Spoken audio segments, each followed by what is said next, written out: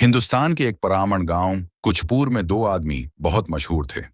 एक था राघु मौची, जो एक दरख्त के नीचे छोटी सी झोंपड़ी में बैठकर जोते बनाता, दिन भर खामोशी से काम में मसरूफ रहता और उसके बनाए हुए जूतों में ऐसी नफास्त होती कि पुराने जोते भी नया रूप ले लेते। और दूसरा था भनोर लाल हिलवाई, जो बड़े तमतराक के साथ गांव के बीच बाजार में मैठा महल के नाम से मशहूर दुकान चलाता। हर त्योहार पर उसकी मिठाइयां गांव वालों की खुशी का जरिया बनते और वो अपने माल और दौलत पर नाज करता और दिल ही दिल में खुद को सबसे आला समझता। एक दिन राघव ने चमड़े से ऐसा जूता तैयार किया जो न सिर्फ खूबसूरत बल्कि बेहद आरामदेह था।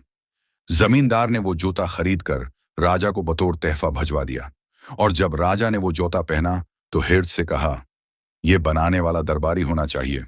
दरबार से हुक्म आया कि इस जूते के बनाने वाले को दरबार में हाजिर किया जाए। पूरे गांव में शोर मच गया। राघु को मुबारकबादें मिलने लगीं, लेकिन भनोर लाल के दिल में हसद की आग भड़क उठी। उसे बर्दाश्त न हुआ कि एक गरीब मोची जो दिन रात चुपचाप काम करता है, अचानक राजा की नजर में आ जाए। हसद ने उसे अंधा कर दिया और उसने रात के वक्त चुपके से राघु की झोंपड़ी में आग लगा दी। जब सुबह गांव वालों ने जली हुई दुकान देखी तो राघु राख में बैठा मुस्कुरा रहा था। उसके हाथों में जले हुए औजार थे, मगर चेहरे पर सुकून। उसने नरमी से कहा, दुकान है, जल गई है, पर मेरे हाथ सलामत हैं। हुनर मेरे दिल में है, मैं फिर बना लूंगा। उसके अल्फाज सुनकर लोग दंग रह गए। उसी दिन शाम के वक्त भनोर लाल का बेटा शदीद बुखार में तड़पने लगा। दवा, हकीम, दुआएं, कुछ काम न आया।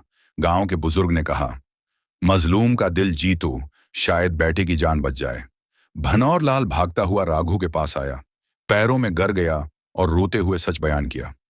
राघु ने उसके आंसू पूंछे और कहा, जैसे सख्त चमड़े को नरम करके जूता बनाता हूं, दिल को भी मुआफ करके नरम कर देता हूं, तुम्हें मुआफ किया। भनोर लाल ने शुक्राने में मिठाइयां बांटे और दुकान के बाहर एक तख्ती लगवाई। यहां मिठास भी मिलती है, माफी भी।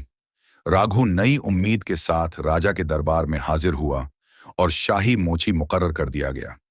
कुछपूर में उसकी मिसाल दी जाती थी कि असल दौलत हुनर, सच्चाई और मुआफी है, और वो इंसान जो झोंपड़ी में जोते बनाता था आज दिलों के राजे कहलाया।